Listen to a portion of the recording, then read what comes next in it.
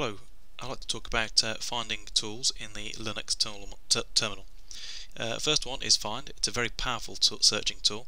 Can search by name, type, size, and many other file attributes.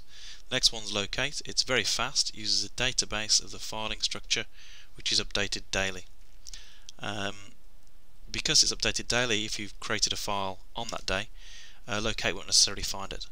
So if you want to put your files you created that day and everything up to the point you actually run the command into that database, you want to do the updatedb, and that'll basically put the filing system as it is at the moment you run the command into that database, and you can then run locate and find files that you've created on that day. Whereis is for finding executable programs and their man pages, which, now when you do whereis for a particular program, you might find there's more than one executable.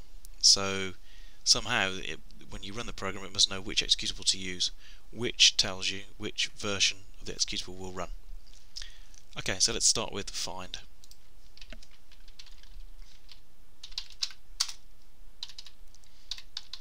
First of all, I've created a little directory here. We're going to experiment with a little bit. So let's do find minus help, and that will give us the basic syntax of the command. These here are symbolic links to files, and I'm not going to talk about those too much. This is for optimization, so what it searches for first, etc. Again, I'm not going to talk about that. That is for debugging, and I'm not going to talk about that. What I'm going to talk about are these last two here, the path and the expression. The path is basically a list of directories that find will look through. An expression is, you kind of think of it as a filter and an action. So it sort of filters the output from those directories, and it's going to, if you specify the path as a given directory, it'll basically list through all the files and all the directories within that that are within that directory and lower. Okay, then expression will filter those in some way and can perform actions upon them. So this isn't anything other than really than just a list of directories. You can search through more than one directory. That's no problem. You can have numerous ones and apply the same expressions to both. But the real sort of guts of this command, I guess, is with the expression part here. So that expression part breaks down into a number of components. There are operators, options, tests, and actions. Alright, I'm going to talk about them in this order. I'm going to talk about options first. So options can be things like, for example, do I want to go all the way down? Okay, maybe I want to spend a maximum depth. I don't want to go right down to the bottom of the filing system. I just want to go, say, 2 levels down. Or maybe I'm not interested in the current directory, and then I'll specify minimum depth, and that will start a little way down the filing system. And if I use the two together, I can specify a sort of minimum and maximum that I'll keep the searching between. So that's an example of an option. A test is going to match basically files as it goes through. So do I want files of a certain name? If so, I use the minus name option and specify the name of that file. Do I want files of a certain size? There's a size option, and you can use it in that way. Do I want to use regular expressions to filter through my files? Okay, so it does that. Now let's say I want to do those things together. Let's say I want to do a certain name and a certain file size. Then I can use the operators to do that. I can use basically, that's an AND operator, and we will do examples of exactly how to do this. Or I could use an OR, so I could maybe say I want a certain name and a certain size, and is the default, so if I don't specify anything it will give me that anyway. Or I could say I want a certain name or a certain size. Okay, and actions is finally something to do with those. You could maybe delete all those files because you don't want them, or you could perhaps print them to a file, something like that. Okay, so that's basically the parts that I'm going to talk about, these two bits at the end, and that's a sort of overview of how they work. I'll now do a few examples so you can see them in detail. First of all, I'm just going to type the find command in without specifying any path or any name, and that's of course going to mean it's going to default to the current directory, and it will list every single file and every single directory and every single file within a directory that's further down to the screen. So let's do that now. Okay, so that's basically every single file I've got in my directory, including the hidden files that I've put in there that you can see, and every single directory and every single file within that given directory, and it would keep going if I've only gone one directory down, but you know, of course I could have gone more. Right, so that's a starting point, and what find will output will always be that, and basically then you need to start thinking those tests and those options are going to basically filter this output. I think is a useful way of thinking about it. So let's have a look at doing some of those. Actually, before we do that, we'll have a quick look at how path works. Now, currently, I've set it will be the current directory that's defaulted to. Let's say I want to just look in directory 1, so I'll do find dir1. Okay, and that's just going to now, because path is the first thing to be specified, there's no minus in front of it. If it was minus, it would know this is an option, this is a test. But because that's not there, it knows, or an option, a test, or an action I should say, it knows that it's a path. So it's going to look in directory 1 and just list the directory and every single file within it. Now if I take that off, it will now, path will just default to, oops, quite did that correctly. Path will now just default to the current directory and look at all the files within that and further down. So now we're going to start applying filters that are, or you know, I'll say filters, options and tests that you could sort of think of as filters to this output here. So let's try something very simple to begin with. Find minus name file 01. Okay, I do that and it finds file 01 and it finds it in the current directory and the file that's within directory 1. Okay, so that's fairly straightforward. Let's maybe try and use the min depth command. So I'll go, first of all, I want to keep the same file, but this time I'm going to put in minus min depth, and I'll put that as 2. Hit return. So now it can't find the files in the current directory, so it looks one further down. So you see how the outputs change as I've used the min depth. Okay.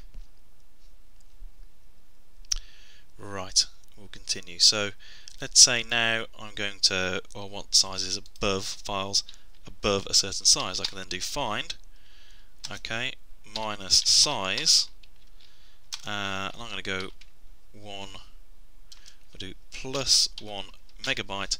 That'll mean I want to find all files of size greater than 1 megabyte. So I hit return. There's only one of them, and you can verify that. ls minus lh. If you look through the entire directory, it's that one there. All the rest are smaller than 1 megabyte. Okay, so that's an example of how you could use size. There's another one called, which I'll quickly demonstrate, find minus a min. That's to do with last time you accessed the file, and I can specify that. Did I access the file longer than 10 minutes ago, effectively? Yes, all of them.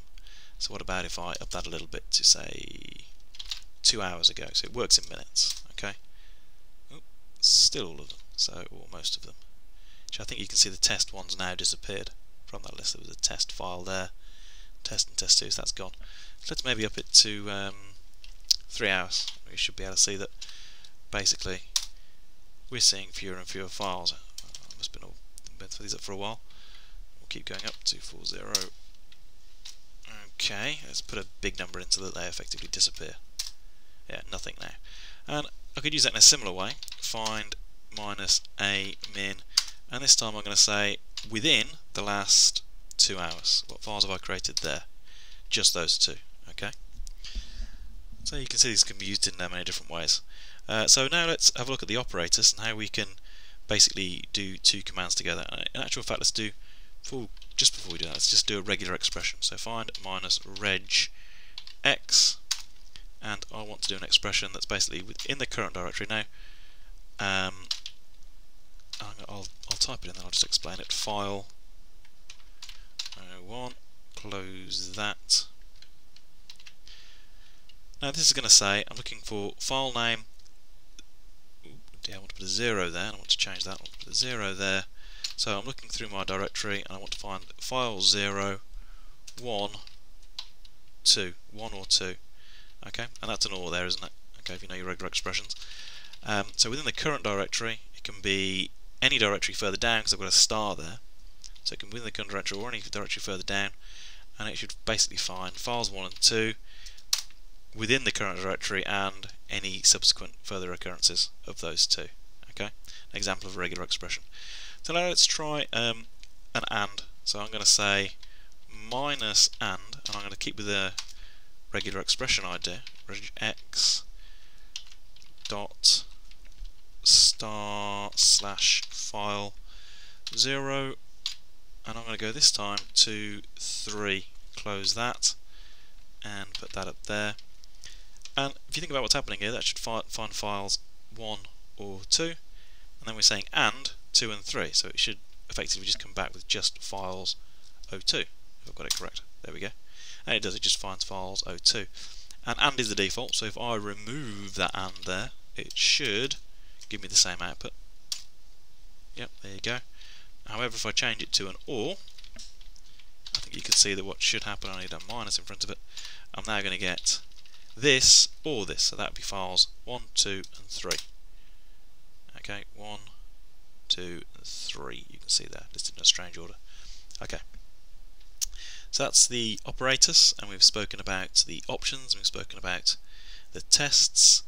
Okay, the last thing we'll talk about with find is using the actions. So let's say I want to do find, and I'm going to find all the files in that directory that have file name 0 something like that, and I want to send those files. This is the action part now. Rather than to the screen, I'm going to send them to a file like this, txt. Test 4. I've got a few tests. File will do. Txt, and that should now, rather than send the output to the screen, we'll just do the output to the screen, and then we'll do it with the option in, like that. Rather than send the output to the screen, if I do it again, it should send that exact output to a file. So do minus fprint, and then ts text will do even 5 again. Drop txt here, doesn't matter too much. Press return, and if we do ls, we should see another file there, text 5, you can see there, and we'll just check the output of that file.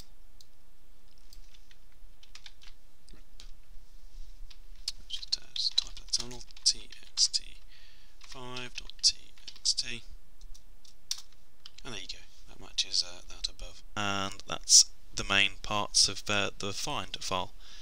Okay, I hope that's useful. The next one I'll talk about is locate, and that is useful because it basically can find things so quickly. It can search through your whole directory very fast because it uses a database. So let's use locate to find some files. I'm going to start locate, and another really useful option, I'll sort of jump in. Let's say locate, let's say a star.mp3, I don't know how many of those I've got. Let's just type that in quickly, and you can see it searches the entire directory, my entire filing system, and finds those files very, very quickly. Okay, that was very quick.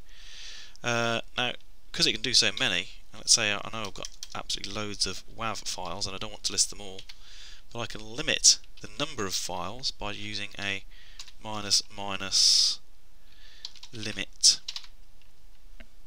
equals 3, and it should just find the first 3 WAV files. Okay, let's hit that. There you go. Now I know I've got loads. If I up that to say 7, return again, you're getting more and more. Okay, so that's how locate works. And as I say, just to show this business about the database, in fact we could locate the database. Locate mlocate.db. Okay, there you go. And let's maybe list it. List minus LH. And you'll probably see that the time on the file is yesterday. So we'll just put that in to show that. Copy. Paste. Yeah, so you can see it was updated 7th of September. Okay, that was not today's date. You can probably see some from some other files. Okay, so it shouldn't therefore pick up these files in this directory that I've created today. So if I go locate, and I know I've got nothing else called file 01 on my system, file 01, it won't find them. Okay, so locate very quickly, search through the entire directory, and realised it can't find file 01 anywhere. However, I've not done this before, so this is all live. If I do update database, db, hopefully what should now happen is when I hit this, it should update that database, which might take a little while, I don't know, and then hopefully I'll be able to find that file. So let's try updatedb. updatedb. Oh, I need to run it as, I think you need to run it as super user. So do updatedb. Start with my password. I did that very quickly. Let's see if we can locate the file now. And it finds it. So there you go. So it's updated that database now, which is very useful. Okay.